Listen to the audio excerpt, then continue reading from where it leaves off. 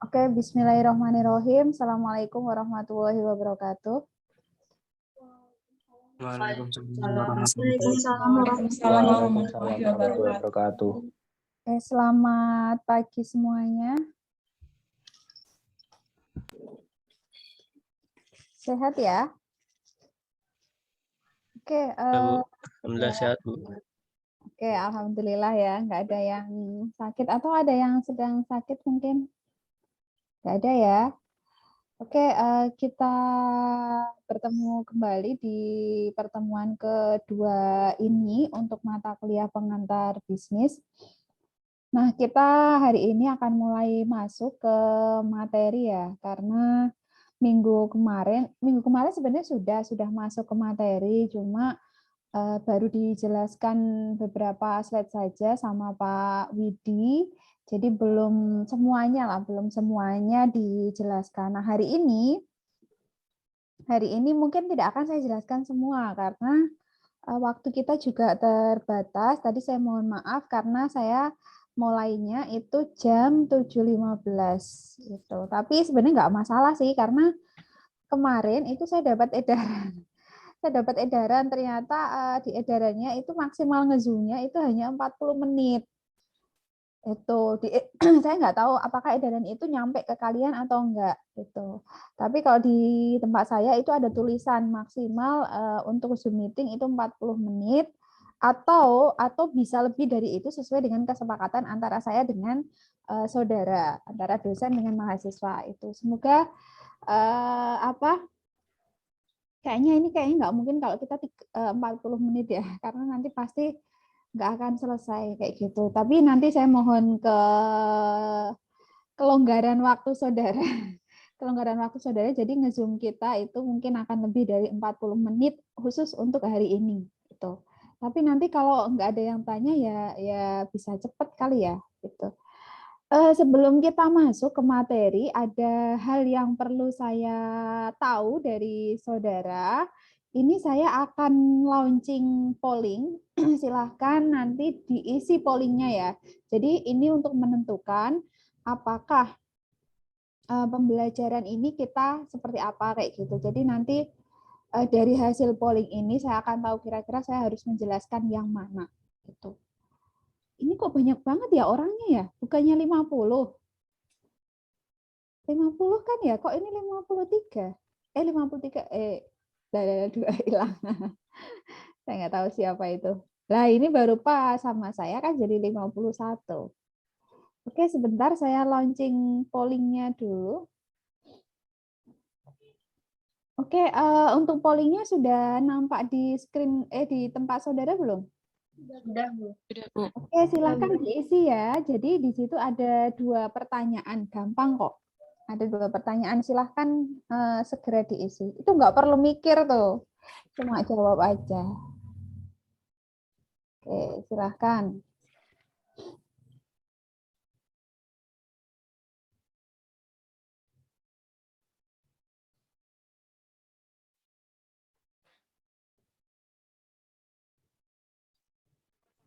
Silahkan bisa diisi terlebih dahulu pollingnya.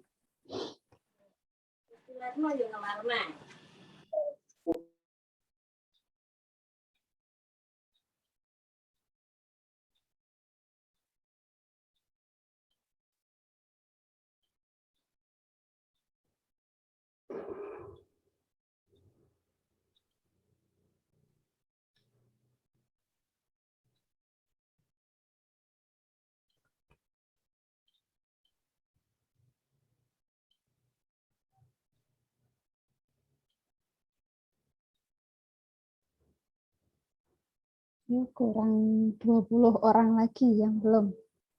Wow.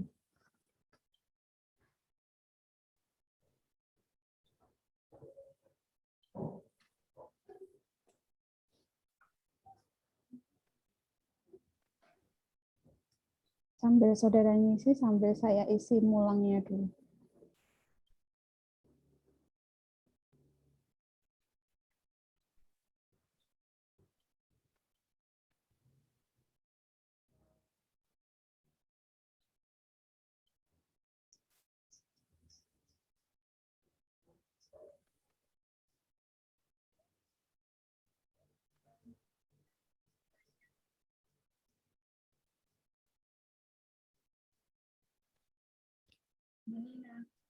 Ya. Dikerjakan. Bentar. Kenapa? Yang di LMA itu yang konsep bisnis kan slide terakhir ada tugas itu dikerjakan. Ya, nanti saya jelaskan. Tenang saja, nanti saya jelaskan untuk hari ini. Tenang saja, nanti akan ada waktunya. Ini saya upload dulu di Elena sebentar aja. 301. Oke. Biar sama kayak yang lain. Oke. Lalu saya upload dulu.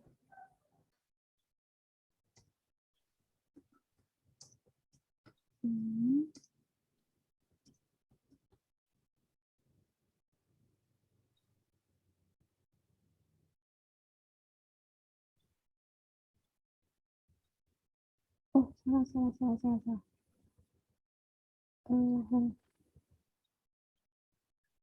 Harusnya Saifun ya. Kok malah salah. Sekarang tanggal 1.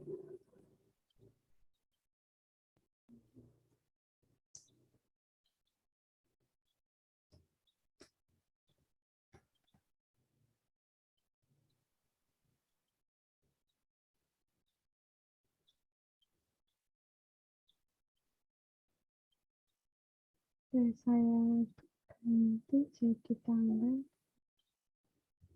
7.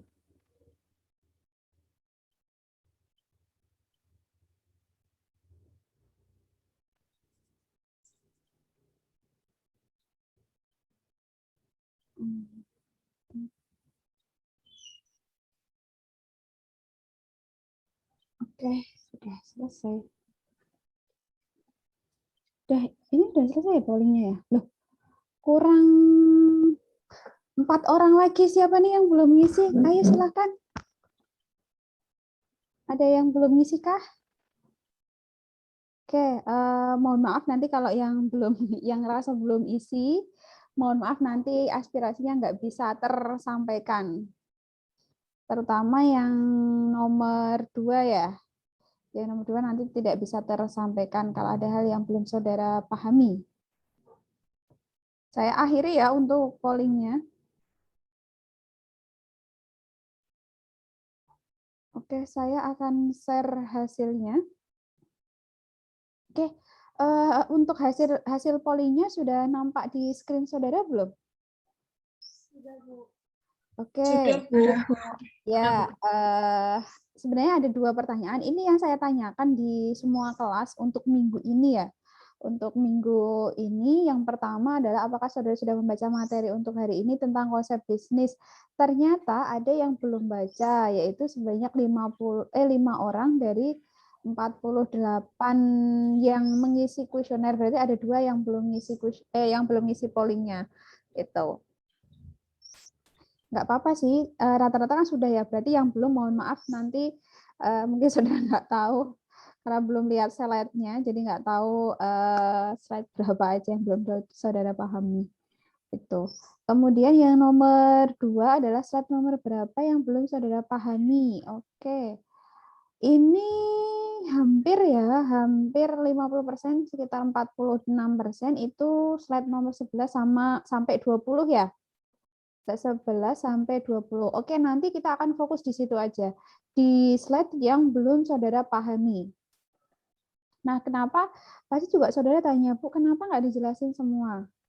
Nggak akan cukup waktunya ya, nggak akan cukup waktunya. Dan ini pembelajaran orang dewasa, jadi semua materi yang sudah saya siapkan di PowerPoint, itu harapannya saudara bisa membaca terlebih dahulu. Nah, nanti baru kalau ada hal yang perlu kita diskusikan lebih lanjut, nah ini gunanya untuk kita nanti memahami kira-kira slide nomor berapa saja yang belum saudara pahami.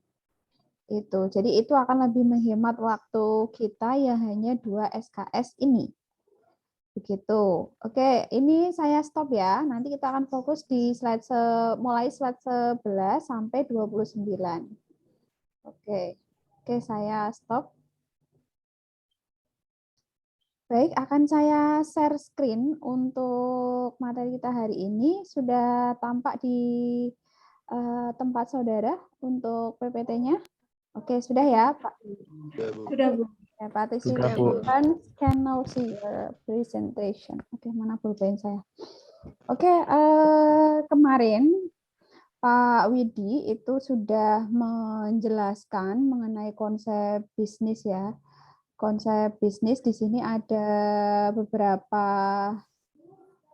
Nah, di sini ada beberapa hal. Bentar.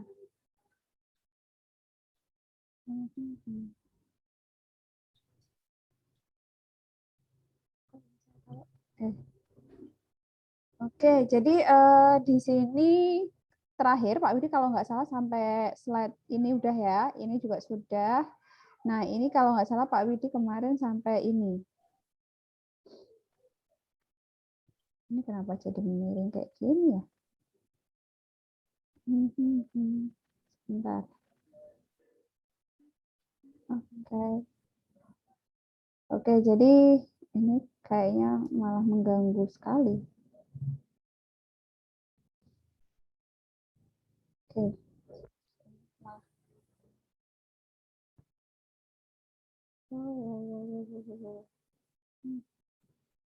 Nah, oke, kemarin Pak Widi juga sempat menjelaskan tentang ini. Nah, ini. Kemarin belum ya yang ini ya.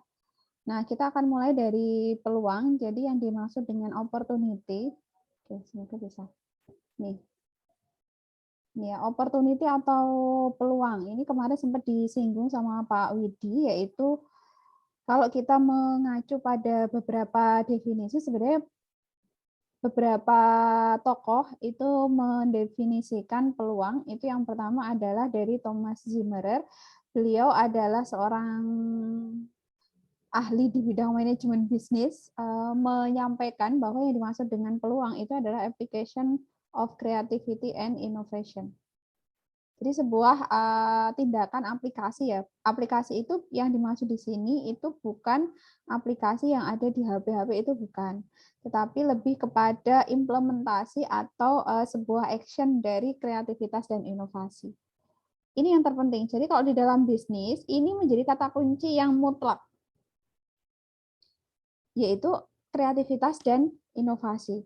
Di sisi lain, Robin Coulter tahun 2012 itu juga mendefinisikan opportunity itu adalah menciptakan peluang, menciptakan nilai growth value, pertambahan nilai untuk memenuhi kebutuhan manusia. Itu. Jadi intinya kalau opportunity itu kata kuncinya adalah creativity, innovation, sama growth value. Atau ini disebut dengan value added. Ini tulisan saya kebaca kan ya?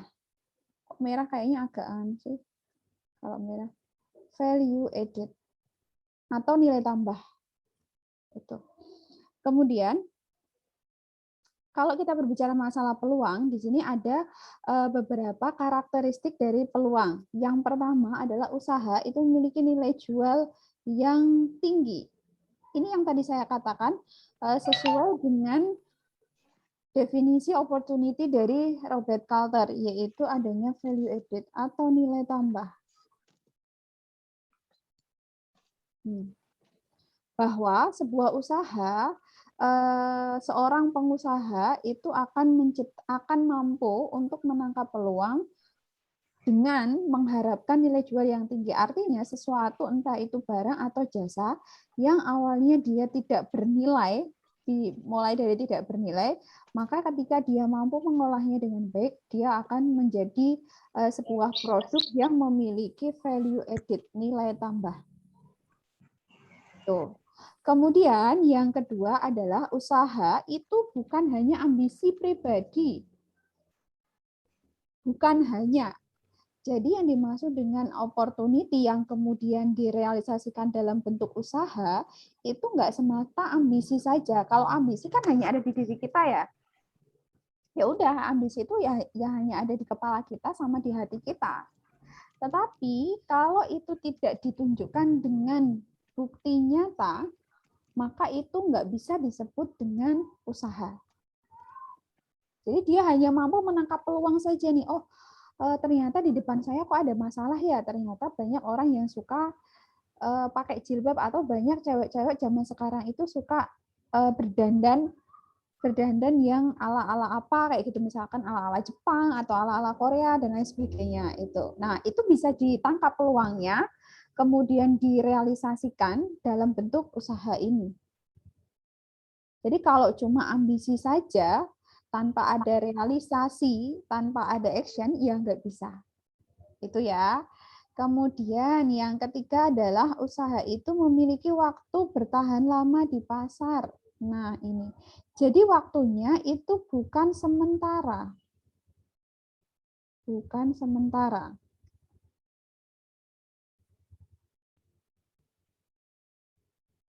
Nih.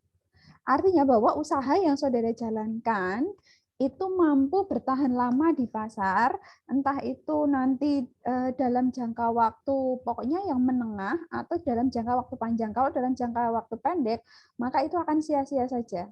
Sehingga saudara juga pasti ada di sekitar saudara banyak yang menemukan, Bu, kenapa sih usaha itu, misalkan di tempat saya ada usahanya yang dia cuma bertahan beberapa bulan saja. Kayak gitu, atau dia hanya bertahan 1 atau 2 tahun saja. Nah, itu yang harusnya saudara mampu untuk analisis lebih lanjut. Oh, jangan-jangan usaha yang dia jalankan itu hanya usaha yang ngikuti tren saja, kayak gitu.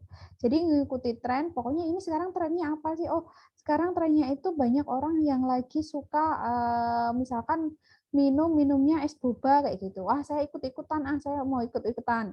Oke, saudara ikut-ikutan nggak masalah, tapi kalau saudara di situ tidak mengelolanya dengan baik, tidak mampu menciptakan sebuah kreativitas dan inovasi dari es boba, maka itu tidak akan bisa bertahan lama di pasar. Gitu. Nah, ini nomor 4 ini yang seringkali menjadi permasalahan di dalam pengelolaan sebuah usaha, yaitu tidak akan menghabiskan modal karena terlalu banyak investasi. Nah, banyak juga UMKM, kalau perusahaan besar rata-rata kan dia sudah settle ya. Tapi ini yang jadi kendala ini ya, modal ini adalah yang jadi kendalanya UMKM. Kendala UMKM. Nah, ini. Jadi rata-rata UMKM yang mereka posisinya sekarang itu gulung tikar alias bangkrut itu karena tidak adanya modal. Tidak adanya modal. Kalaupun ada modal, modal tersebut tidak dikelola dengan baik. Itu. Nah, kalau dari karakteristik peluang itu adalah dia tidak akan menghabiskan modal. Jadi modal yang dia punya, entah itu modal yang dari dia kumpulkan sendiri atau modal dari pinjaman, itu tidak akan dihabiskan semuanya dalam waktu sekejap saja, itu enggak. Tetapi dia akan dikelola. Jadi modal ini akan di-manage. Nah, akan di-manage dengan baik, akan dikelola dengan baik. Sehingga nanti dia tidak terlalu banyak investasi. Jadi kadang-kadang ada orang yang berpikiran, oh saya akan mengeluarkan modal, pokoknya di awal tak jor-jor ke, saya kasih modal yang cukup banyak untuk usaha saya. Tetapi dia tidak memperhitungkan bahwa ketika mengelola usaha, itu juga dalam prosesnya, dia juga tetap butuh yang namanya modal. Itu yang kadang-kadang tidak disadari oleh UMKM, sehingga mereka di tengah jalan karena mereka sudah invest modal yang cukup banyak di awal, akhirnya di tengah proses menjalankan usaha mereka tidak melakukan perkiraan dengan baik, modal itu habis. Itu jadi jangan sampai, usahakan modal entah itu di awal pembukaan usaha, entah itu ketika proses usaha berjalan sampai akhir Yuk, kita nggak mengharapkan usaha kita berakhir ya. Pokoknya sampai proses usaha itu jalan, modal itu tetap harus ada. Jadi modal itu tetap berjalan. Jadi sewaktu-waktu ketika pengusaha itu butuh, misalkan butuh tambahan modal, maka modal itu bisa untuk menutupi. Dan kalaupun kurang, jadi ngambilnya dia pinjam ke lembaga keuangannya itu juga tidak terlalu banyak. Nah, ini yang biasanya jadi kendala.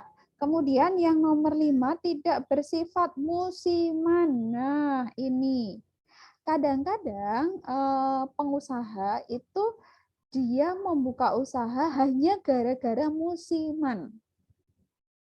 Atau misalkan sekarang itu trennya itu lagi musim kopi misalkan. Kopi ala-ala yang kita bikin kafe dan lain sebagainya kayak gitu. Itu kan lagi musim banget, apalagi kalau di situ sasarannya adalah anak muda. Nah, nggak masalah kalau saudara itu ngikuti tren. Ikut tren itu nggak masalah. Nah, ikut tren itu tidak masalah. Malah justru itu menjadi peluang. Tidak masalah.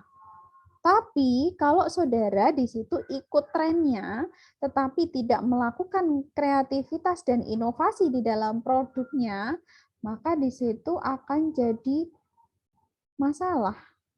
Tidak masalah, tapi kalau tidak dikelola dengan baik, yaitu ditambahkan kreativitas dan inovasi, maka itu akan jadi masalah. Segala sesuatu yang sebenarnya itu bisa menjadi sebuah hal yang tidak bermasalah akan menjadi masalah ketika tidak ada kreativitas, tidak ada inovasi. Nah, ini. Jadi inovasi itu penting. Misalkan nggak masalah kok. Saudara misalkan Bu ini tuh kita trennya itu sekarang lagi misalnya kafe yang menyediakan kopi untuk para anak muda misalnya, para generasi milenial, oke, nggak masalah. Tapi kalau saudara di situ tidak memberikan inovasi, misalkan kopinya itu dikemas misalkan dalam bentuk apa, kemudian nanti penyajiannya itu kalau yang pada umumnya hanya dikasih misalnya dicampur apa, dikasih topping-topping. Nah, mungkin saudara bisa memberikan inovasi. Oh, misalkan nanti toppingnya saya tambahi Bu, yang biasanya toppingnya yang biasa saja. Oh, mungkin ini saya tambahi toppingnya jadi ketambahan topping buah misalkan di minuman kopinya. Kemudian tempatnya itu juga saya ganti Bu, misalnya tempatnya yang biasanya dalam bentuk cup-cup plastik ini saya dalam bentuk misalkan mangkok atau apa dan lain sebagainya. Mangkoknya misalkan bukan mangkok biasa Bu, tetapi mangkoknya dari misalkan batok kelapa atau misalnya tempatnya itu dari bambu dan lain sebagainya. Itu enggak masalah. Yang penting di situ ada inovasi yang membedakan produk saudara dengan produk yang lain. Karena mau nggak mau itu kan saudara harus mampu bersaing dengan produk-produk yang sejenis. Jadi kalau tidak ada inovasi maka ya nggak bisa tahan lama ya produk yang akan saudara jual nanti. Itu. Nah, yang terakhir adalah bisa ditingkatkan menjadi skala industri. Ini. Nah, kalau ini kaitannya dengan peningkatan sebuah usaha, maka kalau kita berbicara sebelum skala industri ya, skala industri kan ini masuknya jadi nanti tertinggi itu ada perusahaan besar. Perusahaan besar. Nah, biasanya para pelaku usaha dalam step-step awal biasanya mereka tidak bisa langsung ke perusahaan besar karena ini pasti butuh modal yang banyak, SDM yang kuat, kemudian pemasaran yang bagus dan lain sebagainya. Tetapi sebelum sampai ke sini, biasanya mereka akan memilih untuk level UMKM. Nah, apa itu UMKM? Silahkan, ada yang tahu apa itu UMKM? Usaha mikro kecil menengah. Mikro kecil menengah. Usaha Mikro kecil menengah. Oke, mikro kecil menengah. Tulisan saya bisa terbaca ya? Bisa, Bu.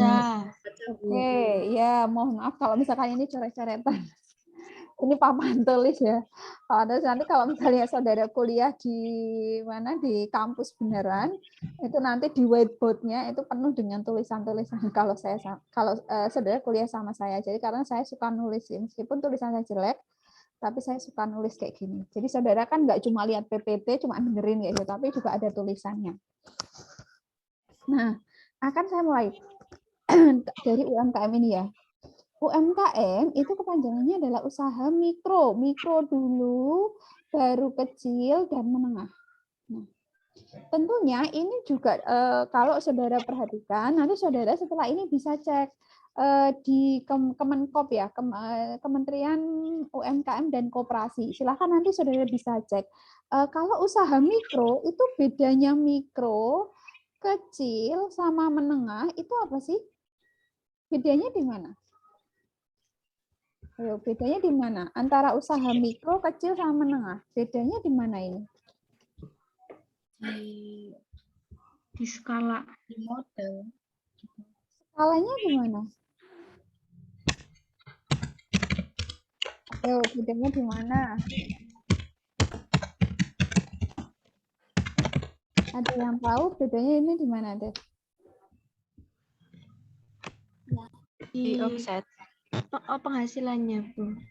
Oke, kata Elsa itu bedanya ada di omset atau penghasilan. Terus bedanya di mana lagi? Modal. Modal. Terus Produksi. Ada lagi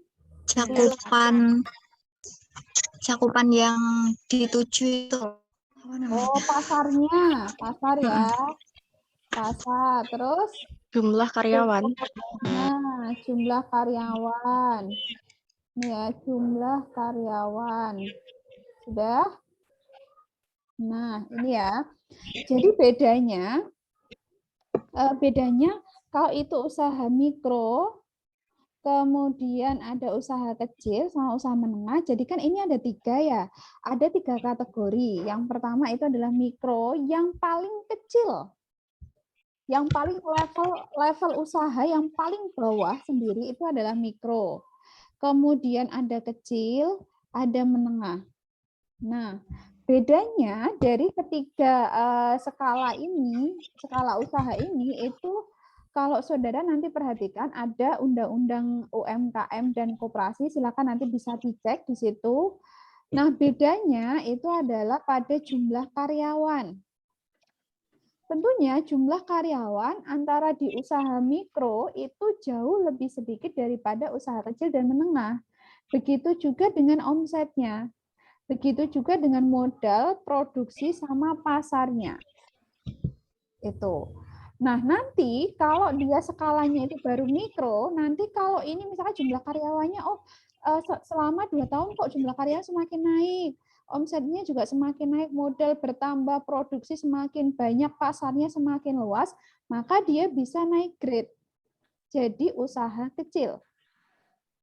Jadi dia akan naik grade jadi usaha kecil, kemudian nanti kalau naik lagi, dia akan naik grade jadi usaha menengah. Itu ya, jelas ya? Oke, nah itu. Jadi nanti kalau saudara misalkan mau bikin usaha atau saudara sudah punya usaha di situ, maka nanti saudara bisa lihat kira-kira ini skalanya adalah usaha mikro, kecil atau menengah. Itu dilihat dari jumlah karyawan, kemudian omsetnya, modalnya, produksi, sama pasarnya. Nah, kalau sudah perhatikan, ini sebenarnya banyak sekali jumlah usaha mikro, kecil, dan menengah. Tetapi biasanya yang rawan itu adalah ketika dia sudah masuk ke level ini, usaha kecil ini. Jadi kan dia naik grade tuh. Dia naik grade dari usaha mikro naik menjadi usaha kecil. Nah, kalau ini tidak dikelola dengan baik, maka dia bisa saja turun grade. Turun grade jadi mikro. Meskipun itu sebenarnya tidak diharapkan. Nah, nanti kalau dari mikro dia turun grade lagi, ya udah. Mikro kalau turun grade berarti jadinya apa? Ya bangkrut. Ini, ya kan? Bangkrut dia. Gulung tikar. Nah, ini banyak sekali terjadi di UMKM. Nanti saudara bisa cek datanya, data di BPS itu juga banyak sekali, bahkan setiap tahun itu jumlah UMKM yang gulung tikar alias bangkrut itu sangat banyak, tetapi banyak juga UMKM yang di situ semakin bertambah. Nah, nanti saudara bisa cek yang bertambah itu kira-kira yang di level berapa? Apakah dia yang di antara jumlah UMKM yang ada, yang bertambah itu apakah yang di mikro, apakah yang di kecil, ataukah yang di menengah? Itu. Silakan nanti setelah ini bisa cek di data BPS, di situ juga ada. Cari aja BPS di menu UMKM. Di situ akan keluar nanti jumlah UMKM per tahunnya itu berapa. Gitu ya. Oke. Silakan kalau ada pertanyaan bisa langsung raise hand saja atau saudara nanti tuliskan di kolom chat room. Biar cepat. Nah, kemudian ini peluang yang ideal. Jadi kita mampu menangkap peluang dan peluang itu kita realisasikan dalam bentuk usaha, itu idealnya seperti apa? Nah, ini. Yang pertama adalah bersifat orisinil dan tidak meniru. Jadi sebuah peluang yang kemudian itu direalisasikan dalam sebuah usaha untuk memproduksi sesuatu, dia bersifat orisinil dan tidak meniru. Berarti dia bebas plagiasi. Bebas plagiasi. Nah, terus saudara pasti tanya, Bu, lah kalau misalkan boba kan berarti nggak orisinil, Bu, karena boba itu udah banyak. Iya, boba itu memang udah banyak, tetapi itu bisa menjadi orisinalitas bagi saudara ketika misalnya saudara bisa menciptakan boba varian baru. Misalkan boba itu kan dari tepung sama misalnya dari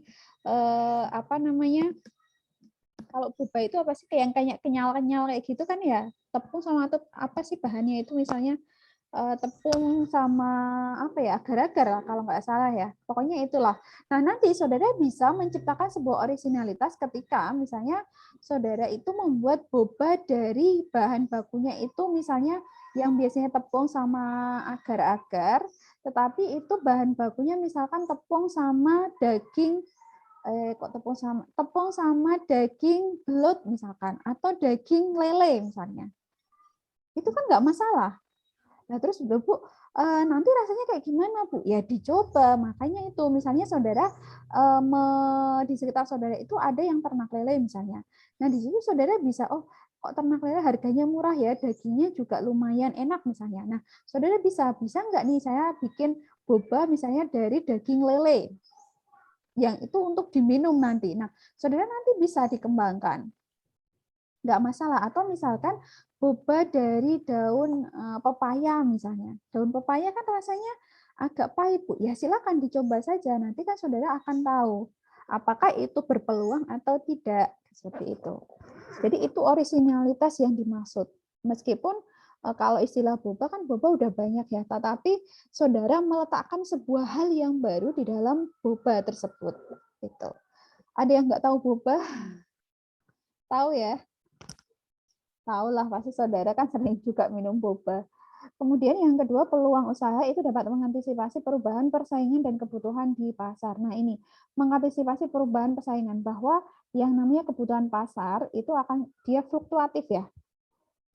Fluktuatif dan dinamis lah kalau saya bilang. Dinamis. Jadi setiap waktu itu dia berubah. Mungkin saat ini kita trennya itu boba, kemudian bakso setan dan lain sebagainya. Mungkin itu hanya akan bertahan 1 atau 2 tahun lagi. Tetapi mungkin kita bisa menangkap peluang, misalkan dalam waktu 3 atau 5 tahun lagi orang-orang itu pasti akan butuh apa kayak gitu. Nah, silakan bisa ditangkap berbagai peluang itu. Yang ketiga adalah benar-benar sesuai keinginan. Nah, ini bahwa produk yang nanti akan saudara hasilkan itu memang benar-benar diinginkan oleh masyarakat, bukan diinginkan oleh saudara saja. Karena produk yang saudara ciptakan nanti itu kan akan dikonsumsi oleh masyarakat. Sehingga itu benar-benar yang dibutuhkan oleh masyarakat. Jadi kalau hanya dibutuhkan oleh orang tertentu saja, ya nanti pasarnya hanya akan orang-orang tertentu saja. Tetapi kalau itu dibutuhkan oleh masyarakat banyak, bisa dikonsumsi oleh masyarakat banyak, maka itu akan menjadi peluang pasar yang cukup besar. Itu. Kemudian yang keempat ada tingkat kelayakan usaha benar-benar teruji. Ini istilahnya kalau di dalam ekonomi, di dalam bisnis, ini adalah studi kelayakan bisnis. Dan ini pasti harus dilakukan sebelum menjalankan usaha. Contoh, misalnya saudara, karena misalnya saya itu suka masak, saya suka baking, dan keluarga saya misalkan suka roti. Nah, saya menangkap peluang nih, kayaknya bisnis roti ini menjanjikan. Oh, ya sudah, berarti saudara mulai membuat kelayakan bisnis. Misalkan saudara bikin roti, kemudian dikasih tester ke keluarganya, ke tetangganya. Misalkan saudara minta pendapatnya, ini gimana rasanya, kemanisan enggak, kemudian terlalu padat enggak, rasanya gimana, kemudian hiasannya kayak gitu gimana dan lain sebagainya. Silakan, itu masuk ke dalam studi kelayakan bisnis untuk merasakan tadi ini sudah sesuai, cocok enggak rasanya dan lain sebagainya. Kemudian juga harus disesuaikan juga kelayakan bisnis misalkan dalam bidang keuangan, misalnya harganya. Oh, kalau misalnya saya patok harga misalkan satu loyang itu harga 50, ini bisa dijangkau oleh masyarakat atau enggak, kayak gitu. Itu juga harus diperhitungkan dengan sebaik-baiknya. Semuanya itu nanti masuk ke studi kelayakan bisnis. Itu biasanya kalau studi kelayakan bisnis ini nanti kalau dulu ini ada mata kuliah sendiri ya untuk studi kelayakan bisnis, tetapi sepertinya untuk kurikulum saudara itu tidak ada studi kelayakan bisnis, nanti masuknya ke kewirausahaan. Nanti di situ ada. Jadi saudara akan menghitung kira-kira kalau saya bikin satu loyang kue itu habis bahan bakunya berapa, tenaganya dihitung. Oh, ketemu nih misalnya harga pokoknya misalnya 50.000. Nah, dari 50.000 itu saudara mau dapat untung berapa? Itu juga harus dihitung. Kemudian pasarnya kalau misalkan ini saya kasih misalnya saya tester ke anak kecil, kok ternyata anak kecil nggak pada suka ya, kayak gitu. Atau misalkan saudara tester ke orang tua, oh ternyata orang tua kok nggak pada suka, itu juga harus diantisipasi. Nanti sebelum saudara membuka, itu akan menjadi masukan-masukan bagi saudara untuk meningkatkan produksi saudara. Itu. Kemudian yang kelima, ini udah no debat inilah, istilahnya no debat ini. Kreativitas dan inovasi itu yang paling dibutuhkan di dalam usaha. Udah, ini no debat kalau ini. Percuma kalau saudara punya, saya punya ini, saya punya ide ini, tapi nggak direalisasikan, kemudian saudara tidak memberikan inovasi di dalam produk saudara, meskipun ya, tadi saya bilang, meskipun produk itu sudah ada sebelumnya, itu nggak masalah, asalkan di situ ada kreativitas dan inovasi. Tadi yang saya bilang, kalau bakso, kenapa sih harus bakso setan semuanya? Kalau bakso setan itu kan bakso atau bakso beranak, bakso yang di dalamnya ada bakso lagi. Kenapa saudara tidak menciptakan misalkan bakso buah, bakso yang di dalamnya isinya buah-buahan, misalnya anggur, stroberi, dan lain-lain. Atau saudara menciptakan baksonya itu adalah bakso apa ya? Bakso apa biasanya? Bakso sayur misalkan. Yang di dalamnya misalkan isinya wortel atau misalkan isinya bakso mie.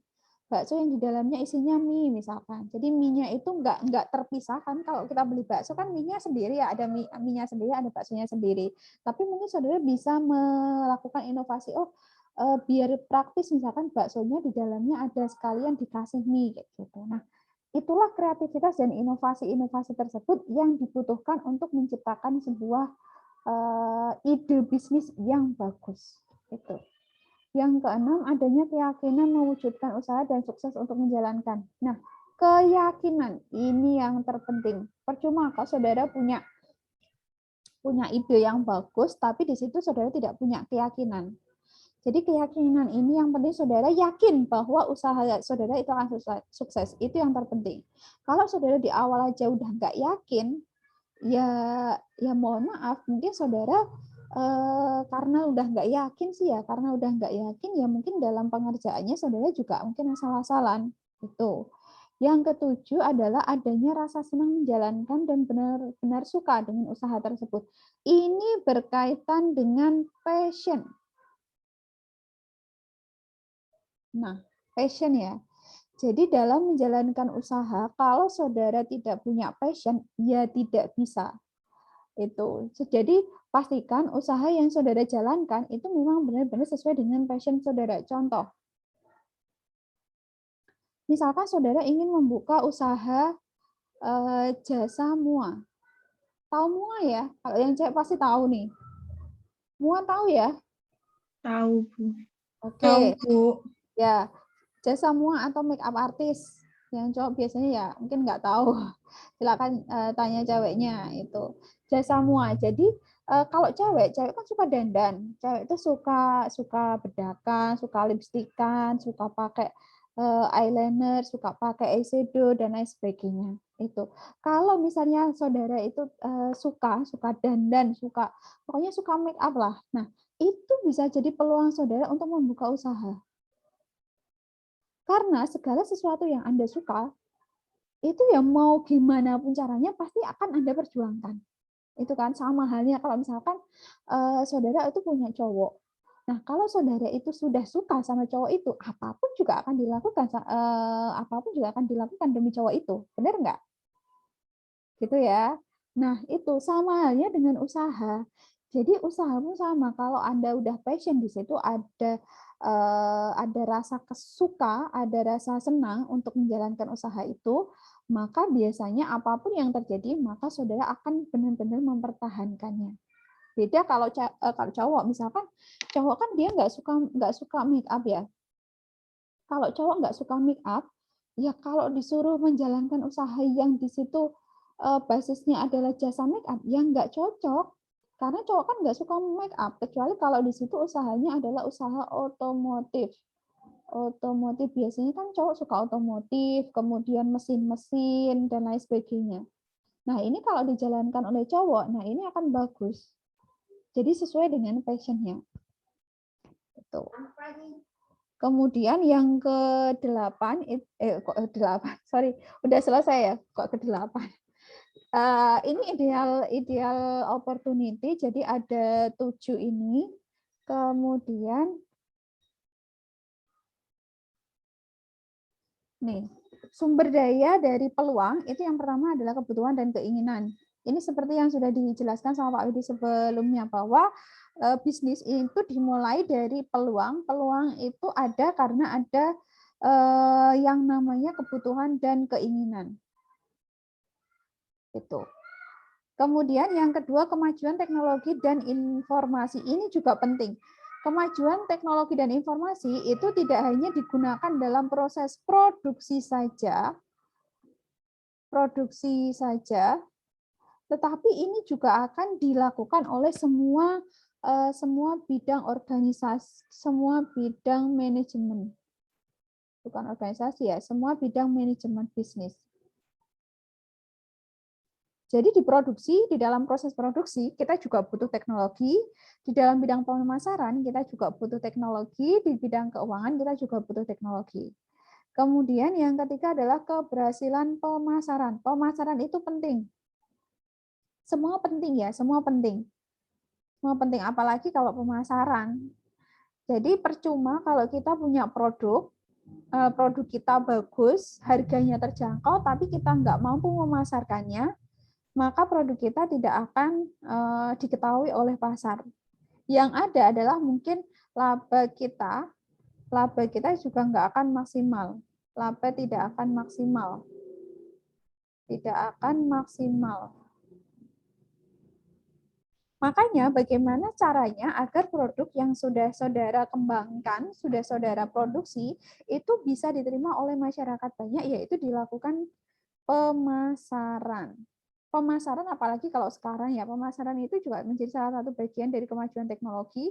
Pemasaran sekarang saudara nggak perlu susah-susah, saudara cukup misalkan di situ share di sosial media saudara, di situ sudah banyak yang lihat, ya kan? Saudara yang tadinya misalkan produknya itu hanya bisa dinikmati oleh masyarakat sekitar, tetapi dengan adanya pemasaran, saudara bisa melakukan penjualan ke berbagai daerah, bahkan kalau misalnya pemasarannya sampai ke luar negeri, produk saudara juga akan bisa dikirim ke luar negeri. Sekarang tidak ada yang tidak mungkin dengan adanya kemajuan teknologi ini. Itu. Kemudian yang ketiga adalah meningkatnya kemakmuran. Ini. Sumber daya dari peluang itu adalah meningkatnya kemakmuran. Jadi ketika usaha saudara itu memang benar-benar udah jalan dengan semestinya, sudah bagus, maka di situ bisa meningkatkan kemakmuran. Kemakmuran tidak hanya untuk internal bisnis saja, tidak hanya untuk internal bisnis, tetapi juga untuk eksternal. Nah, internal itu siapa saja? Internal bisnis itu misalnya karyawan, manajer, pemilik perusahaan, dan lain sebagainya. Eksternal itu siapa? Eksternal itu misalkan ya pemegang saham atau investor, kemudian ada masyarakat, masyarakat di sekitar tempat produksi, ada pemerintah, dan lain sebagainya. Itu ya. Kemudian ini mana set? Oke. Yang kelima adanya bertambahnya kesibukan. Kalau ini jelas. Kalau saudara harus siap ketika di situ memang usaha saudara itu semakin bagus ya, semakin bagus, semakin naik grade, itu saudara harus siap dengan bertambahnya kesibukan. Kalau saudara tipikal orang yang suka rebahan, suka santai-santai, ya mohon maaf, itu harus diminimalisir. Karena kalau saudara sudah punya bisnis, itu biasanya akan disibukkan dengan berbagai hal. Mungkin yang kita pikirkan itu adalah bukan hal yang dalam jangka waktu pendek saja. Mungkin hari ini kita mau produksi apa, besok kita mau produksi apa, enggak. Tetapi di situ sudah harus dipikirkan, selama 1 tahun itu target saya harus produksi sekian. Omset saya misalkan harus bertambah misalnya 50%. Nanti 2 tahun saya mau ngapain dan lain sebagainya, itu biasanya. Selalu disibukkan dengan hal-hal yang positif ya. Kesibukan yang positif, bukan yang negatif. Jadi kalau yang negatif itu apa, Bu? Yang negatif itu misalnya gimana caranya saya misalkan bisa dapat modal yang banyak tapi cicilannya sedikit, itu kan negatif. Kemudian yang keenam itu adalah berubahnya situasi dan kondisi. Ini lagi-lagi bahwa lingkungan itu sangat bersifat dinamis. Lingkungan itu dinamis. Dinamis itu apa? Dinamis itu adalah selalu berubah-ubah. Kadang-kadang selera kita saat ini kan oke lah, saat ini kita seleranya lagi boba terus apa? Boba, bakso, apalah dan lain sebagainya. Tapi mungkin bisa jadi 1 tahun itu adalah kita bosan ini sama boba. Mungkin bisa jadi 1 tahun itu eranya misalnya apa ya? Eranya misalkan nggak boba lagi, tapi misalkan mix atau apalah, mix boba sama kopi misalkan, atau mix apalah kayak gitu. Kemudian makanannya sudah bukan bakso lagi tapi mengarah ke western misalkan di situ, atau Japanese, atau yang makanan Koreaan kan lagi ngetren tuh. Korea kayak gitu, Koreaan yang lagi ngetren.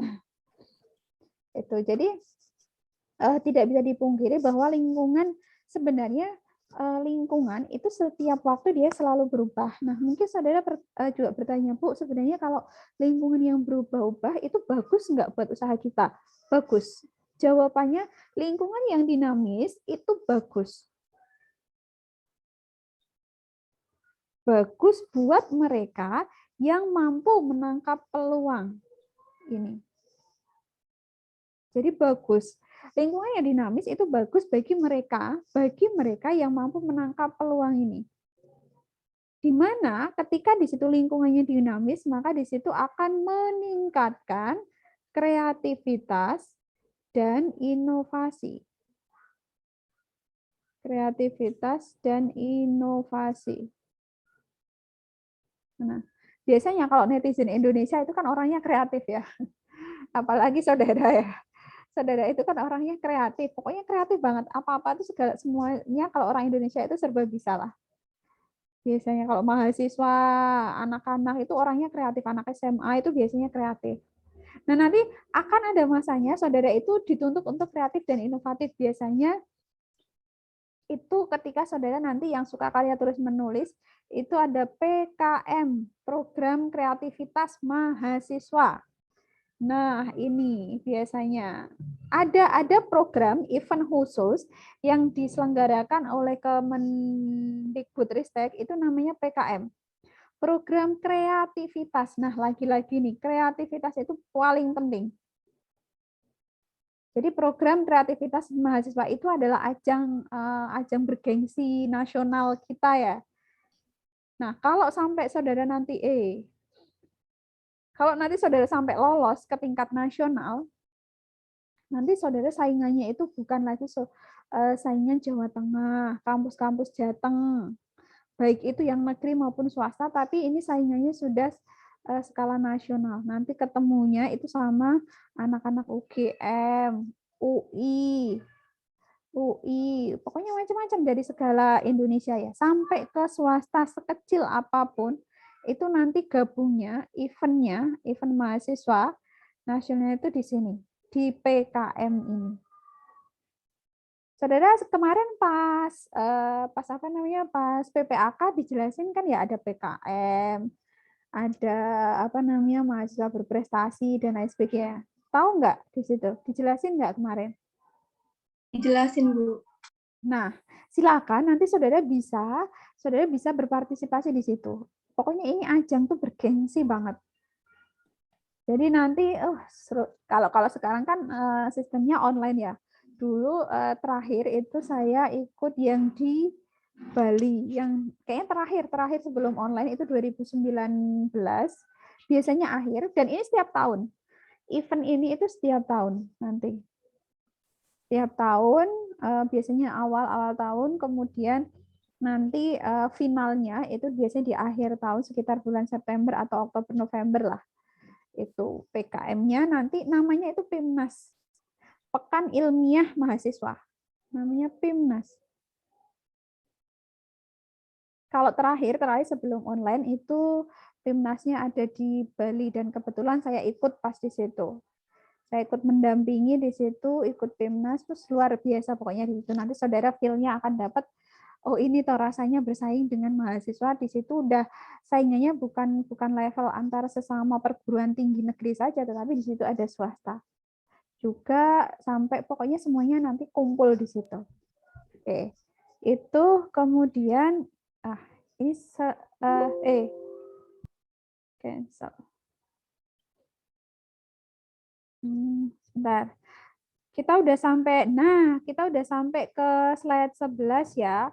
Nah, mulai 11 ini itu saudara di situ bisa lihat bagaimana menggunakan peluang itu.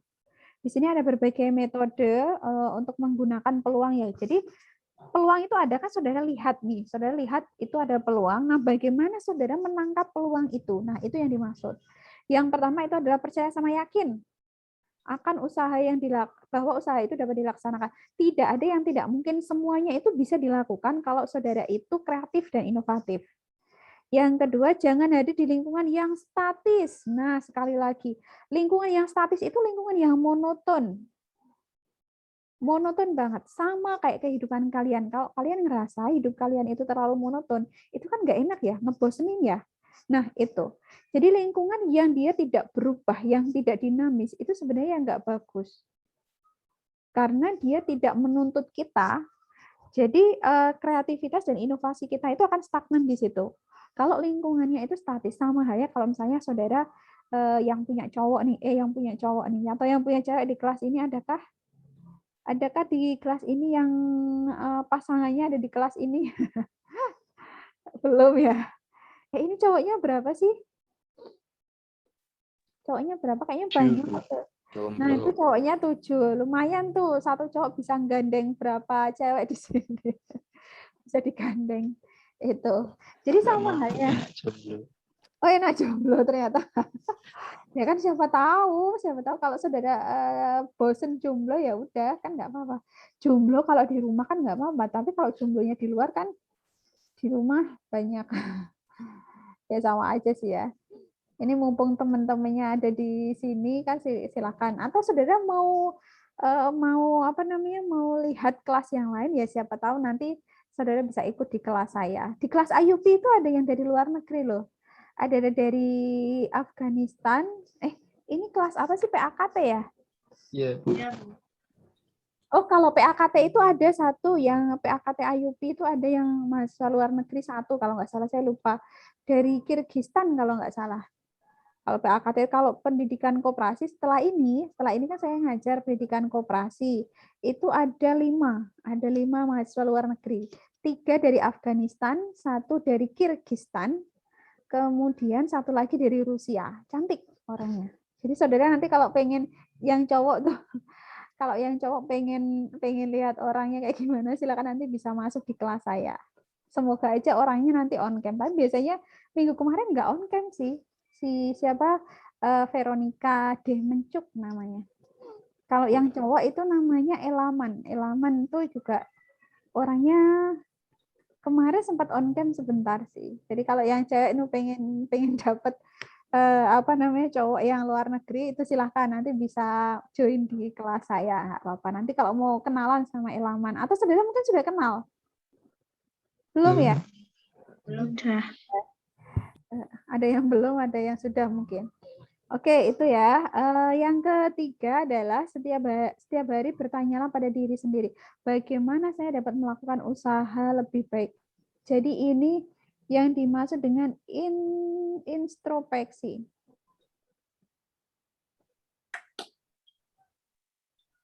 Ini harus introspeksi diri ya. Jadi misalnya hari ini saya sudah pencapaian apa saja yang sudah dilakukan, kemudian kurangnya di mana, maka apa yang besok harus saya perbaiki untuk mengisi kekurangan yang terjadi hari ini. Nah, itu yang nomor 3. Yang keempat, bertanya dan dengarkanlah. Jangan jadi orang yang menutup diri ya, yang terlalu saudara itu nggak menerima kritik dari orang lain, itu jangan. Nanti kalau terjadi hal yang seperti itu, kan saudara nggak akan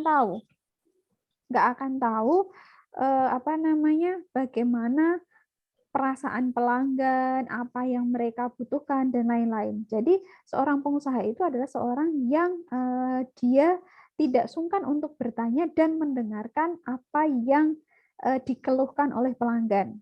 Itu yang terpenting. Kemudian yang kelima adalah perluas pikiran Anda, bersemangat dan bergaulah dengan orang-orang yang tepat.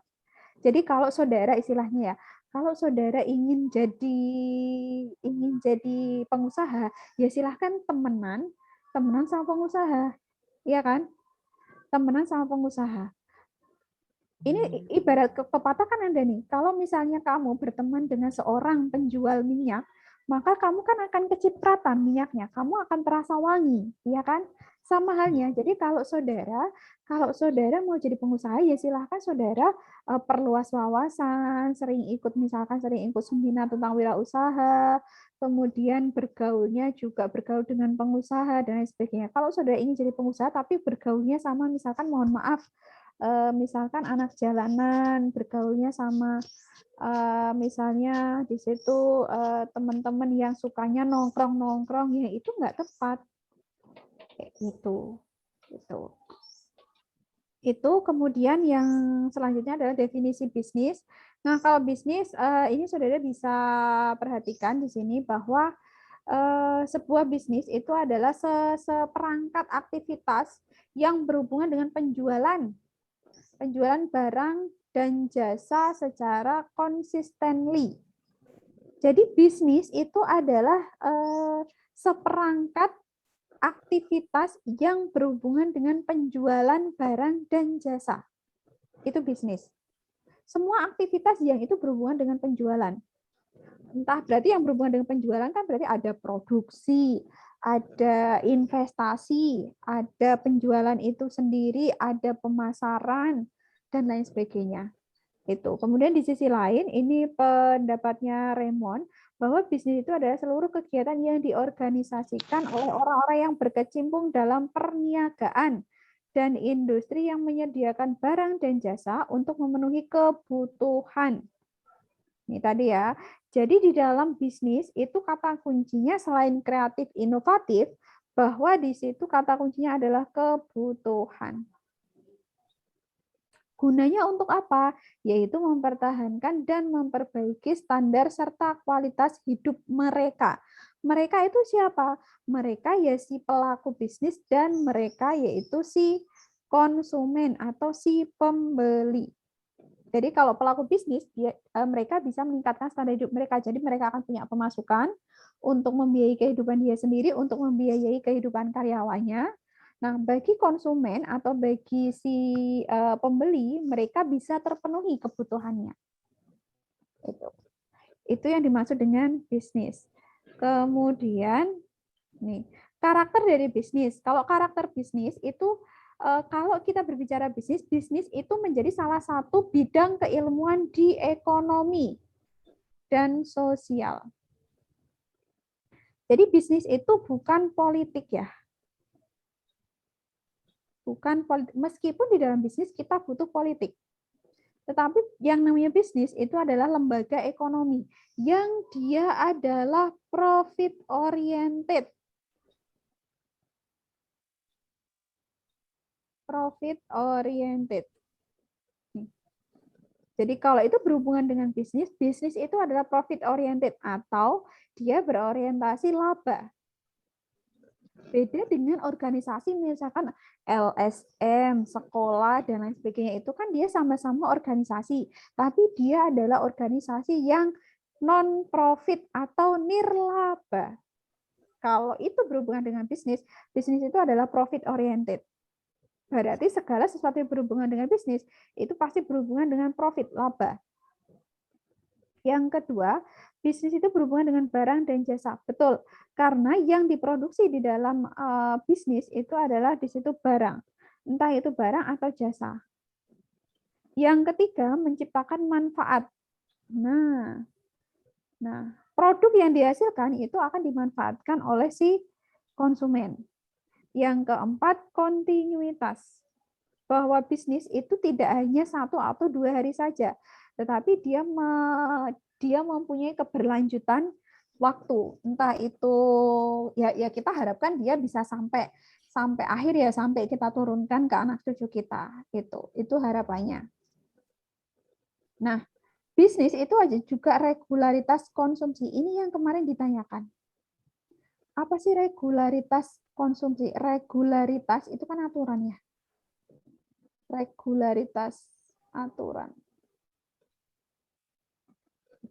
Jadi bahwa di dalam bisnis, selain dia menjaga keberlangsungannya, jadi yang dipikirkan itu kalau di dalam bisnis adalah bagaimana usaha saya itu tetap bisa jalan.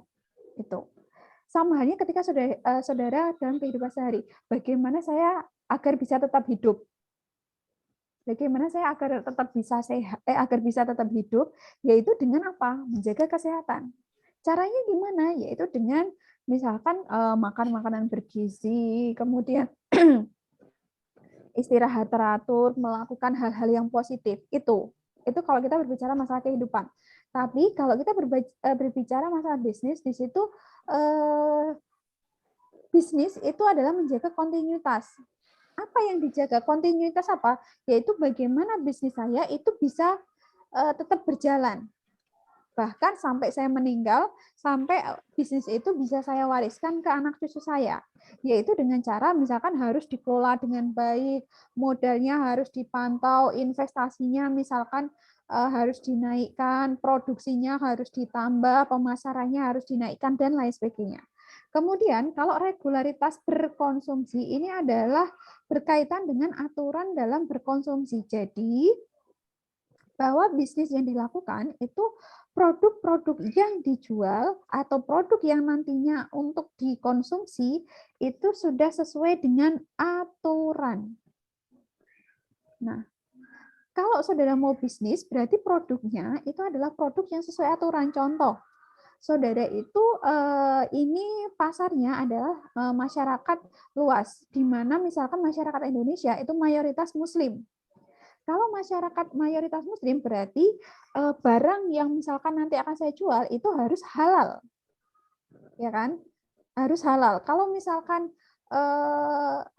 tidak halal, maka ya barang yang diproduksi saudara tidak akan bisa dikonsumsi oleh banyak orang, apalagi di Indonesia. Itu ya. Misalnya kalau saya mau bikin boba, misalkan boba bakso misalkan saya mau pakai bukan daging sapi tapi daging misalkan babi ya. Kalau babi misalkan kalau Muslim ya berarti mereka nggak bisa makan itu. Nah, saudara itu sudah melakukan pembatasan di situ. Nah, itu yang nggak bagus sebenarnya. Tapi kalau misalnya saudara sudah di awal nih, sudah membuat semacam aturan, produk saya ini memang bukan untuk dikonsumsi oleh Muslim. Misalkan produk saya itu hanya akan dikonsumsi oleh masyarakat non-Muslim, ya tidak ada masalah. Berarti saudara harus siap menerima konsekuensi bahwa masyarakat Indonesia yang mayoritas Muslim itu tidak bisa membeli produk saudara. Itu maksudnya. Kemudian bisnis itu memberikan nilai atau harga pada barang dan jasa. Nah, ini berkaitan dengan harga ya, price yang ditetapkan. Yang keenam, bisnis itu harus bermotif keuntungan. Ini kembali lagi, ini adalah masuk ke poin yang satu. Bisnis itu lembaga ekonomi yang dia profit oriented. Yang nomor 7, bisnis itu menanggung resiko. Ini kurang ya, bukan resik itu kalau di Jawa, kalau istilah Jawa itu bersih, tapi ini bukan ya. Bisnis itu menanggung resiko. Nah, ini. Saudara, ketika berkecimpung di dalam dunia bisnis, itu harus siap dengan segala resiko apapun. Harus siap nggak siap, itu pokoknya harus siap. Itu ya. Oke, jadi saudara ketika berhubungan dengan bisnis itu siap nggak siap memang harus dihadapkan dengan yang namanya resiko. Nah, bagaimana resiko itu bisa ditangani, bisa diminimalisir, maka saudara harus punya beberapa senjata. Dan itu berbeda antara usaha satu dengan usaha yang lainnya, itu berbeda-beda. Itu misalkan kalau saudara bergerak di bidang kuliner, resikonya apa kalau kuliner? Kalau kuliner itu nggak tahan lama, Bu. Misalkan kalau makanan ya, kalau roti hanya bisa bertahan misalkan paling ya 1 minggu. Maka ketika sudah lebih dari 1 minggu ya roti itu akan basi atau makanan itu akan basi. Itu. Jadi itu adalah resikonya. Bagaimana saudara meminimalisir hal itu? Berarti kalau saya usahanya roti itu nggak tahan lama, berarti saya produksinya itu harus misalnya produksi ya yang akan dijual selama 1 minggu. Yang sekiranya kita bisa memprediksi dalam 1 minggu itu akan terjual. Itu. Nah, itu salah satu contoh resikonya. Oke, sampai sini ada pertanyaan. Ini tidak bisa saya jelaskan satu per satu. Silakan Mbak Iti. Izin bertanya, Bu. Boleh, silakan. Iya. Jadi tadi kan suatu usaha itu kita harus bisa mempertahankan posisinya, salah satunya dengan cara mengenai target pasar yang tepat. Lalu misalnya kita itu punya suatu usaha yang target pasarnya itu ada di sekolah. Sedangkan menurut kondisi saat ini itu kan sedang pandemi dan anak-anak sekolah itu belajar di rumah kayak gitu ya, Bu. Lalu bagaimana cara mempertahankan usaha tersebut agar kita tidak bangkrut? Sementara itu kondisinya sedang tidak sesuai dengan yang kita inginkan. Kayak gitu, Bu. Terima kasih. Oke, terima kasih Mbak Iti. Jadi memang kalau kita berhubungan dengan sekolah ya targetnya itu anak sekolahan ya. Anak sekolahan posisinya saat ini anak sekolahan itu belajarnya di sekolah di rumah masing-masing, sistemnya online seperti saudara. Nah, pertanyaan saya malah saya balik tanya ya. Ini produk yang saudara jual itu misalnya produk apa dulu? Kalau produk makanan, produknya produk apa dulu nih? Ya, misalnya produk makanan, Bu. Kayak waktu saya dulu waktu sekolah itu pernah nyoba bikin banana chocorol kayak gitu. Itu juga kayak inovasi dari kayak dadar gulung, tapi diinovasikan lagi kayak gitu. Oke, kalau makanan memang nggak bisa ya, makanan apalagi kalau anak sekolah. Kalau anak sekolah misalnya sekolahnya lingkupnya SMA, siswanya itu udah rumahnya kan nggak, rumahnya jauh-jauh ya, dari berbagai banyak desa misalnya. Kalau anak SMA, anak SMP itu kan udah lingkupnya sangat luas sekali. Kecuali kalau anak SD ya, kalau anak SD mah satu desa biasanya cukup. Nah, kalau makanan seperti itu, saudara bisa melakukan strategi lain, misalkan dengan strategi pemasaran lah ya. Pemasaran misalkan saudara dipasarkan secara sistem online, kemudian nanti distribusinya pakai sistem COD dan lain sebagainya. Nah, itu untuk mengantisipasi ketika yang biasanya saudara bisa jualan di sekolah, tidak perlu berkeliling lah ya, istilahnya tidak perlu berkeliling, saudara cukup menjajakan dagangan saudara di sekolah, tetapi ini mau nggak mau tidak ada yang beli di sekolah karena sekolahan sepi, siswanya pada libur. Nah, itu bisa menjadi salah satu cara, yaitu dengan apa? Saudara bisa memasarkan secara online. Saudara bisa pacarkan secara online, biasanya di sosial media, dan saudara menciptakan pengiriman ya istilahnya ya, pengiriman ke tempat tujuan. Nah, itu bisa menjadi salah satu solusi di masa yang akan di masa saat ini. Itu. Jadi misalnya kalau saudara kalau misalnya anak SMA paling kan masih dalam satu kabupaten ya. Misalkan nanti saudara bisa COD atau misalnya di situ akan diproduksi misalnya saudara sudah pemasarannya misalkan 2 hari, nanti akan saya kirim di hari ketiga. Nah, itu kan bisa menjadi salah satu trik ya. Jadi saudara ngumpulin dulu itu yang mau beli siapa, kemudian nanti diedarkannya, dipasarkannya, dianterinnya ke konsumen itu di hari yang sama. Nah, itu bisa menjadi salah satu solusi untuk mengantisipasi masa pandemi seperti sekarang ini. Banyak kok, itu nggak cuma siswa loh, nggak cuma anak SMA, mahasiswa itu juga banyak sekali. Bahkan kalau di UNES, ini saya banyak mahasiswa saya itu ikut saya ikut grup itu di situ isinya jualan semua, jualan apapun. Di jualan apapun di situ, ada yang jualan makanan, jualan pernak-pernik, jual baju dan lain sebagainya. Pokoknya jual sayur dan lain sebagainya. Makanan yang masih mentah sama makanan yang jadi itu semuanya ada di situ. Jadi misalkan hari ini ada yang buka lapak lah ya istilahnya ya, buka lapak. Ini siapa yang mau order, nanti tinggal diorder. Kalau misalnya agak jauh nanti bisa dikirim pakai paket dan lain sebagainya kayak gitu. Gitu ya Mbak Iti ya. Terima kasih, Bu. Oke, ada pertanyaan lagi? Silakan kalau ada pertanyaan lagi. Kalau sementara belum ada, sekalian ini saya infokan ke saudara. Sebenarnya kalau saudara lihat di slide terakhir itu ada tugas, ya kan? Ada tugas. Tetapi yang saudara kerjakan itu tugasnya sama kok sebenarnya. Tugasnya sama ini. Tetapi silakan nanti setelah ini saudara cek di Elena. Insya Allah ini Elena lagi lancar kok.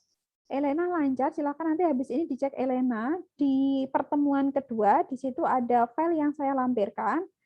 Isinya adalah assignment konsep bisnis. Itu adalah tugas yang harus saudara selesaikan. Saya akan coba share screen tugasnya. Sama kok tugasnya, cuma saya bikin satu file lagi biar saudara nggak bingung. Nah, ini tugasnya. Ada 2 tugas. Tugas yang pertama adalah saudara menjawab 8 pertanyaan ini. Ini ya, saudara menjawab 8 pertanyaan ini. Tugas pertama. Tugas yang kedua adalah saudara yang pertama itu adalah silakan buat list. Buat list kebutuhan dan keinginan selama 1 minggu. Apa yang saudara butuhkan, apa yang saudara inginkan selama 1 minggu. Itu. Kemudian yang kedua adalah silahkan saudara tanyakan juga kebutuhan dan keinginan selama 1 minggu itu ke orang-orang di sekitar saudara. Sekitar saudara silakan tanya. Boleh adiknya, boleh keluarganya, ayah ibunya, boleh tetangganya, boleh teman-teman di kelas ini boleh.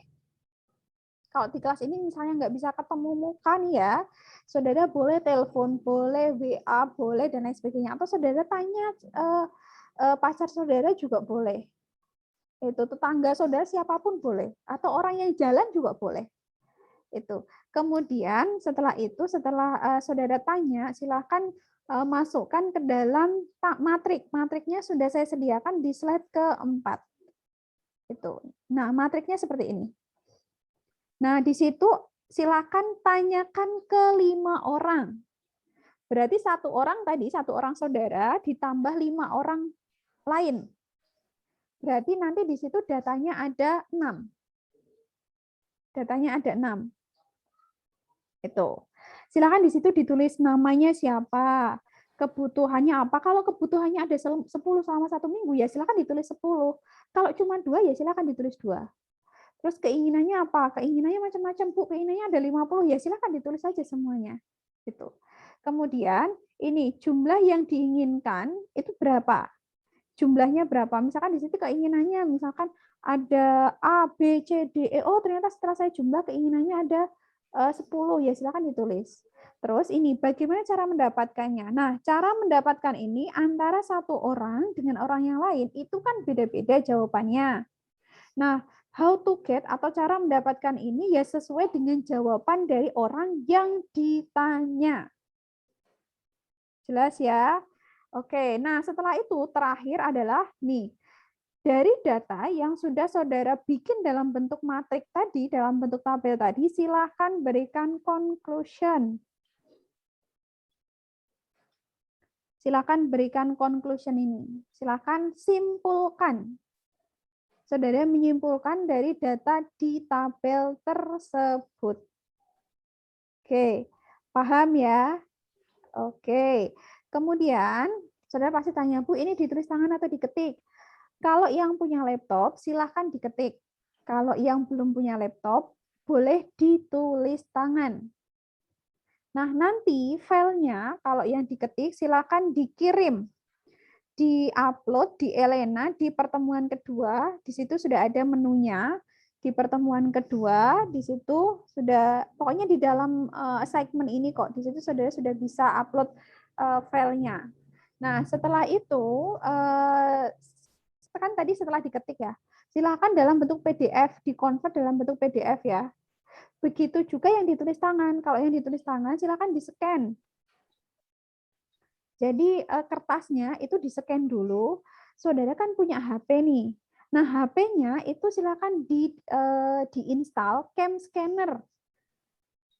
Scanner. Itu cari di Play Store banyak kok scanner itu. Jadi silakan saudara buka aplikasi itu, saya rasa sekarang gampang ya. Ini penting nih, aplikasi yang pasti dibutuhkan mahasiswa scanner. Itu. Jadi saudara nanti tinggal di-scan aja jawabannya, kemudian di-convert dalam bentuk PDF, baru dikirimkan ke Elena. Itu ya. Sudah sampai sini. Oh ya, satu lagi. Jadi antara tugas 1 sama tugas 2 itu pengumpulannya dijadikan satu file. Jangan sendiri-sendiri, tapi dijadikan satu file. Oke, sudah ya. Jangan lupa dituliskan nama saudara. Oke, itu saja dari saya. Silakan nanti untuk lebih jelasnya, ini sudah saya upload tugasnya di pertemuan kedua. Oke, ada pertanyaan sebelum saya akhiri? Maaf, Bu, izin bertanya. Boleh, siapa nih? Triani ya? Sutriani ya tadi ya? Yang tanya apa? Siapa dulu nih? Atau Arya dulu? Arya dulu aja yang raise hand. Silahkan. Ya, Bu. Saya mau bertanya. Bagaimana cara kita mengantisipasi faktor lingkungan setelah kita melakukan creativity dan inovasi yang baik jika lingkungan sekitar itu tidak menyukai produk yang kita buat, tetapi pelanggan di luar lingkungan sekitar itu menyukai produk yang kita buat. Nah, itu cara mengantisipasinya bagaimana, Bu? Oke, terima kasih Arya. Jadi gini, kalau produk kita itu resikonya itu memang salah satunya. Mungkin produk kita itu bisa diterima oleh orang tertentu dan mungkin belum bisa diterima oleh orang tertentu juga. Tetapi ini yang harusnya saudara bisa antisipasi, atau saudara kan di awal sudah melakukan studi kelayakan bisnis itu. Jadi memang mungkin awalnya itu masyarakat sekitar saudara suka, tapi kan lama-kelamaan mungkin mereka bosen, mereka udah kok yang yang dimakan misalkan ya usaha Arya misalkan kok yang dimakan itu aja, kan lama-kelamaan bosen. Nah, itu yang harusnya jadi motivasi buat Arya untuk menaikkan lagi. Oh, berarti ini saya harus menaikkan kreativitas dan inovasi lagi. Mungkin di awal, oh saya sudah nih, Bu, saya sudah memberikan inovasi. Misalkan saya itu bikin boba dari telur, bahan bakunya misalkan dari telur. Misalkan boba dari daging lele kayak gitu. Silakan nanti setelah ini sudah cari di YouTube, mungkin ada ya. Karena kalau nggak salah tahun kemarin itu saya pernah lihat boba tetapi bahan dasarnya dari lele. Itu ada daging lele itu. Nah, ternyata kok ternyata dari daging lele awalnya itu mereka pada suka, tapi kok lama-kelamaan kok mereka kayaknya udah nggak suka nih kayak gitu. Nah, itu yang harusnya jadi motivasi buat Arya. Oh, berarti saya harus bikin inovasi lagi nih. Oh, saya ganti misalkan yang tadinya lele sama kalau boba lele misalkan kok warnanya hitam, oh saya mau ganti bobanya sekarang mau saya ganti jadi warna-warni misalkan warna pelangi. Nah itu bisa jadi nggak masalah kayak gitu, karena kita nggak bisa stagnan nih, kita nggak bisa stagnan hanya pada satu awalnya kita udah kasih kreativitas inovasi, tapi kan yang tadi saya bilang lingkungan itu dia dinamis banget, dia bisa berubah sewaktu-waktu. Maka kalau itu tidak dibarengi dengan kreativitas dan inovasi lagi, ya mohon maaf, mungkin masyarakat tidak bisa menerima alias bosan dengan produk itu. Kayak gitu. Gitu ya, Arya ya. Ya, Bu, terima kasih. Oke, silahkan ada lagi yang mau tanya. Ini kok dua Agis. Silahkan Agis. Izin bertanya, Bu, salah satu karakter peluang itu kan bisa ditingkatkan menjadi skala industri. Nah, kalau produk tersebut tidak bisa ditingkatkan menjadi skala industri, apakah tidak bisa disebut peluang? Bisa sih, bisa disebut peluang. Jadi peluang tuh gini, peluang itu kan segala sesuatu yang itu berkaitan dengan kreativitas dan inovasi ya. Jadi gini, nggak semuanya misalnya adalah yang namanya usaha itu tergantung individu sih menurut saya. Tergantung individu. Kalau memang dia benar-benar passion-nya di situ, fokusnya di situ, dia punya tujuan, dia harus naik grade, maka gimana caranya usaha dia itu bisa naik grade. Misalnya dari kecil jadi menengah, dari menengah ke industri besar. Dan semua itu menginginkan itu. Nggak ada yang tidak ingin. Semua pebisnis itu pasti pengennya dia sampai ke level industri besar. Semisal contoh dulu itu misalnya Gojek, Ruang Guru, Grab, itu kan dari hal yang kecil, ya kan? Untuk jadi perusahaan yang sampai saat ini jadi perusahaan besar, awalnya kan mereka perusahaan kecil dulu. Awalnya dapat modal sekian, kemudian naik lagi, yang tadinya jadi unicorn, kemudian jadi dekakorn, ya kan? Nah, itu. Jadi karena mereka mampu melihat peluang. Nah, pertanyaannya tadi gimana? Kalau misalkan mereka tidak bisa naik grade, bukan tidak bisa, tapi belum. Ini saya tegaskan ya, sebenarnya semua usaha itu berpeluang untuk dia naik grade. Cuma bagaimana apakah dia bisa melihat peluang itu? Nah itu. Kalau misalkan dia saat ini misalkan belum bisa naik grade, oh berarti mungkin dia kurang bisa menangkap peluang itu. Peluang itu ada kok. Peluang itu ada, cuma kadang-kadang kita itu sensitif atau enggak terhadap peluang itu. Peluang itu ada, semuanya ada. Cuma kadang-kadang kita itu kurang sensitif terhadap peluang itu. Gitu ya, Agis ya? Iya, Bu. Terima kasih. Oke, silakan. Ada pertanyaan lagi kah? Ini waktu kita waktu kita sepertinya sudah habis. Ini mohon maaf kalau ada pertanyaan, silakan nanti bisa didiskusikan di grup WA. Di grup WA itu bukan saya saja yang harus menjawab, tapi teman-teman yang lain itu juga dipersilahkan untuk menanggapi pertanyaan dari temannya. Seperti itu ya, biar tidak satu arah, masa saudara tanya, saya terus yang jawab kayak gitu. Oke, ini saja perkuliahan dari saya. Untuk mulangnya itu sudah saya akhiri. Silakan nanti setelah ini, karena ini waktunya sudah habis, silakan bisa segera divalidasi biar tidak terlupa ya. Oke, terima kasih atas partisipasi kalian hari ini. Informasi untuk minggu depan kita tidak ada Zoom meeting ya. Jadi saudara tidak perlu tanya lagi. Minggu depan kita tidak akan mengikuti Zoom meeting karena kita sudah 2 kali pertemuan dan ini kita sudah hampir 1,5 jam nge-Zoom. Nanti saya di demo sama saudara. Saudara nanti bilang ke kampus, ini saya kuliahnya lebih dari 40 menit, kuota saya habis ya. Itu gara-gara Bu Nina itu nanti saya yang diamuk-amuk saudara itu. Jadi gantian minggu depan silakan saudara bisa belajar mandiri. Semua materinya sudah saya upload di Elena. Silakan bisa dibaca. Kalau ada hal yang belum saudara pahami, silakan bisa ditanyakan di grup. Itu. Nah, untuk pengumpulan tugasnya itu maksimal tanggal minggu depan maksimal tanggal 7. 1 minggu ya. Maksimal tanggal 7, berarti hari Selasa, minggu depan hari Selasa, jam 23, jam 11 malam. Jadi paginya itu saudara sudah selesai pengumpulan tugasnya, karena nanti kalau telat, di situ akan ada keterangan. Saudara telatnya berapa jam, saudara telatnya berapa hari, kayak gitu. Oke, itu saja ya. Nanti kalau ada pertanyaan, silahkan saya mau dengan sangat silahkan tanyanya di grup saja ya. Biar teman-temannya juga pada tahu kalau saudara itu tanya. Dan sekali lagi yang tanya itu bukan berarti bodoh ya. Jangan.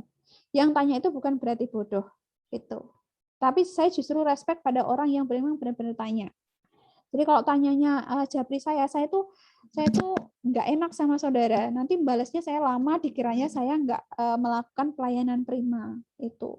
Makanya kalau bisa di grup. Jadi nanti kalau di grup temennya tahu ya silahkan dijawab. Kalau nunggu saya kan iya. Kalau misalnya saya bisa langsung jawab. Tapi kalau saya ada kuliah, misalkan hari ini saya kan stripping. Saya ngajar sampai nanti siang. Jadi saya nggak bisa sewaktu-waktu untuk membuka WA. Begitu ya. Oke, terima kasih atas partisipasi saudara. Minta tolong untuk mulangnya bisa divalidasi. Sampai ketemu 2 minggu lagi berarti ya. Oke, saya akhiri. Wassalamualaikum warahmatullahi wabarakatuh. Waalaikumsalam warahmatullahi wabarakatuh. Terima kasih, Bu.